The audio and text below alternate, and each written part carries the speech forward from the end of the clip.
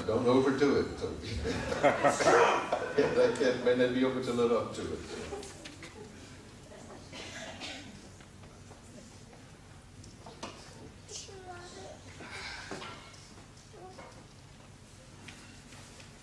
I hope you guys are all doing well today. Good to see you. Bright, shiny faces.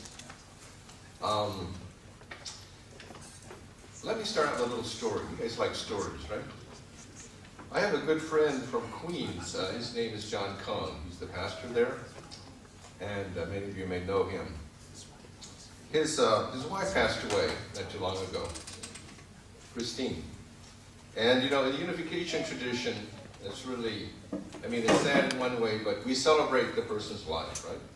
We think how victorious it was. We think all they did. You know, we call it the celebration. We call it the Sungwa. And we want to send them off to spirit world because it's really going to live for eternity. You know, it's a pretty cool concept. Well, I don't know if John actually said this at the Sungwa, but I know he wrote it in the on the website.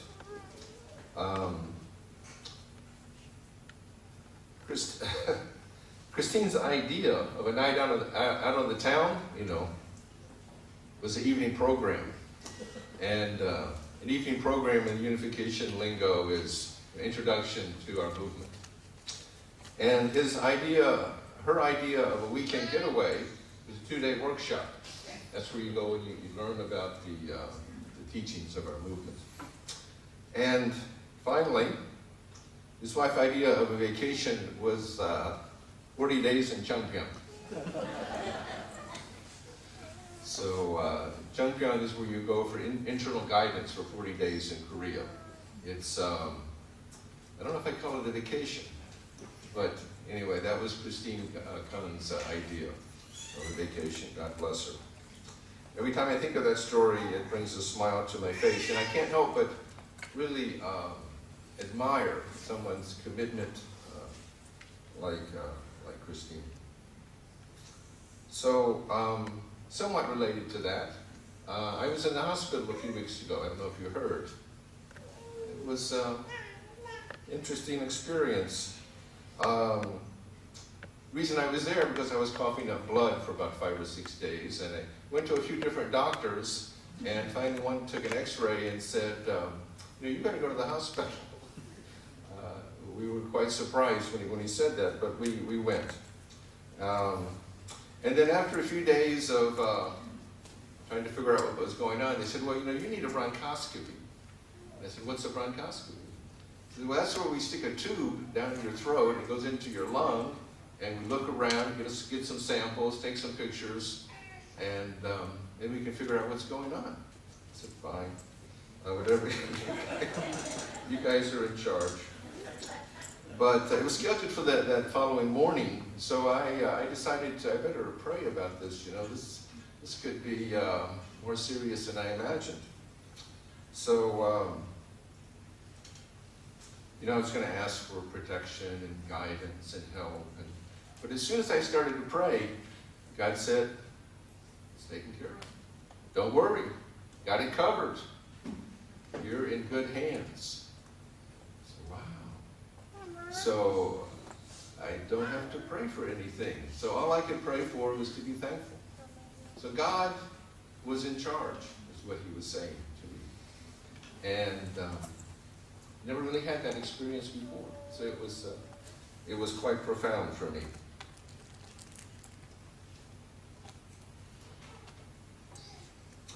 So just in case you're wondering, the results came back. I had pneumonia. And they put me on antibiotics, and it helped a lot. But there may be some of you who are cynical, like me. Probably not very many. But everything's taken care of. You know, what if something bad happened? You know, then what would you say, Greg Breland? God's in charge. What would you say about that? Well, I had a Muslim friend recently told me that, well, when your time is up, it's up. Nothing could be done to prevent it. This friend doesn't live in the best part of town, and he often goes home late at night. And I said, aren't you a little afraid of going to, it's kind of dangerous, isn't it? He says, well, Allah is protecting me until the time He needs me to come home. Then it's time to go. So, of course, we have to take reasonable precautions. You don't want to test God by jumping off a bridge. I wouldn't suggest that. But when time's up, it's up. But in a way, it's liberating. Because, yeah, we can do all we can do. But behind us, we got a backup. We got the Creator of heaven and earth is doing all that He can do. And that's a concept I've had, to be honest with you, I've had a hard time wrestling with for a long time. But God is really there for us, for each one of us. And you can take a lot of comfort in that. I know I did. One of the earliest followers of Father Moon, Professor Young and Kim, used to say, we have to work like everything depends on us and pray like everything depends on God. So yeah, we have to do our part, but we can really trust God to do His part. And that's something we need to really realize. We need to really understand. We really need to accept. And like I said, I've struggled with that concept, but I'm making some headway. But you know, it's one thing to have trust and have faith in God. What about trust and faith in your fellow man or your brother and sister? In a way, it's easy to have faith in a Heavenly Parent. Or if you're in a desperate situation, that also might bring out that faith, that trust. But what about your daily experiences with other people? So I've got a story about that too, if you don't mind. Another story. Because, sometimes I think, I've really got it together. I've licked this self-centered thing. I'm on the right trajectory. I'm cool. I got it. I'm doing pretty good with myself, It's something like this happens.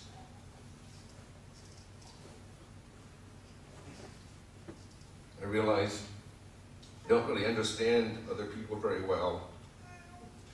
I don't listen very well, or I'm not as selfless as I like to believe. So this story happened in the hospital too. You may, wow, how can all these things happen in the hospital? Well, I think the atmosphere in hospital is conducive to internal reflection, internal action. I don't know how many of you guys, the last time I was in the hospital, I was visiting someone, and it was, well, I'm thinking back to my childhood, and unless you're on a special diet, pretty much everyone got the same thing. They bring it in on this tray, and there'd be a little cover, a little warmer cover over it, and you say, "Oh boy, lunch!" And then they take it off, and you'd have a meatloaf, mashed potatoes, and some green beans, maybe a cookie and a carton of milk. It was kind of blah, to be honest. But I think from the hospital's viewpoint, they could turn out a lot of them quickly. And that's the way it was back in the old days. But you may be surprised, today is different. In fact, the three most important days, the three most important times in the day of a hospital, can you guess what those are? Breakfast, lunch, and dinner. And the reason is, they give you a menu, and they have all these choices. You can get omelets, you can get bagels, you get fried chicken, Caesar salad. Soup of the day is pretty amazing compared to what it used to be. So, not that you should look forward to going to the hospital. When you get there, there are some perks. Anyway, Keiko, my wife, was visiting me one day. It was getting close to supper time, dinner time. Well, when you order, she said, could you order me the Portuguese kale soup? the stir-fried vegetables, and oh yeah, this maple glazed salmon looks pretty good too, and whatever you want. Okay, Keiko, gee, you must be pretty hungry. Well, I just want to try everything. Well, the rules are that you're supposed to get a $10 coupon, and you can order your own meal. I was thinking it's important to honor the rules and follow what the hospital says. But Keiko didn't say it that way. She said, I just want to spend time with you. I just want to eat with you, and not go to the restaurant and eat by myself. So that was a good lesson for me, don't you think? That really, you get bound up in rules, expectations, you miss the heart behind what someone's trying to do. We see what's on the surface, but don't take time to see what's going on inside the person, and end up missing the whole point. We fail to trust. We fail to have faith. We fail to take the other person's perspective. So Keiko wasn't trying to cheat the hospital out of an order of Portuguese kale soup, even though it is good. Her point was she wanted to spend some quality time with me. And that was a good lesson for me. I hope she doesn't mind me telling the story, because I'll find out later.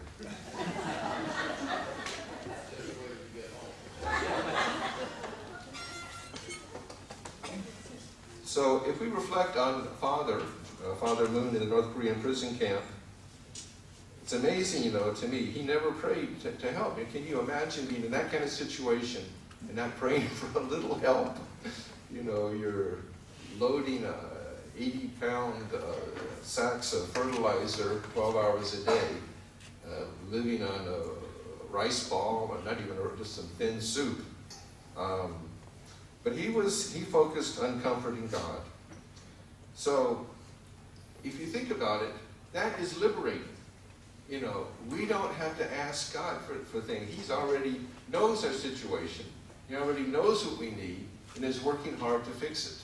Does that mean we don't have any responsibility? No. Does that mean it's easy? No. Does that mean it's simple? No. But it does mean there's a backup plan. There's someone behind you who wind at your back.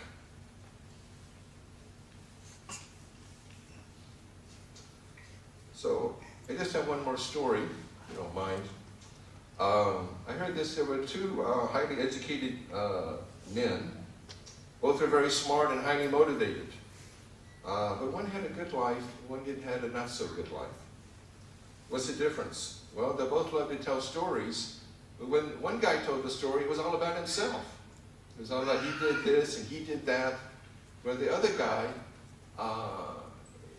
he would find out what you were interested in and then tell a story related to that. So it made you engaged. It helped make you engaged. It helped make you feel related to. So just a difference in personality? I think it's more than that. It's more of a question of attitude. What am I in this relationship for? To give or to get? To serve or to be served? Isn't that the basic question in our lives? So, to conclude, it may be a stretch for us to understand how Heavenly Parent is in charge, but if we come to that understanding, it's quite liberating. He's going to do his or her part, that we can be sure. So we have to focus on doing our part. Having faith in Heavenly Parent in one way is easier than having faith in another person. But that means we have to get past ourselves. We have to get past maybe I should say, I have to get past my selfishness. But I can do it. I'm meant to be a creator, a co-creator. I have to put my mind to it. Many of us have come a long way. I put myself in that group. But I also put myself in the other group, those who have a long way to go. But I can take comfort in that Heavenly Parent is in charge. Everything is prepared. All we have to do is act, and the blessings will come. Okay.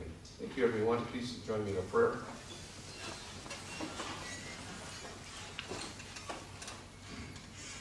Dear Heavenly Parent, we're grateful to be here together, to really reflect on you and reflect on how your love can really act in our lives and really make us a better people.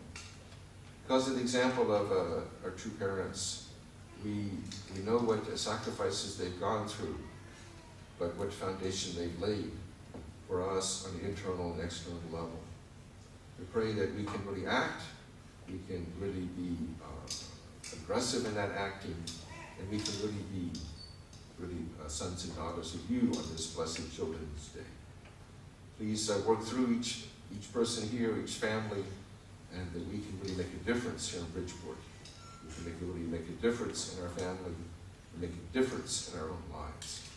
We pray that with your guidance, that we know is there, we can really be thankful, we can really be grateful, we can really be confident.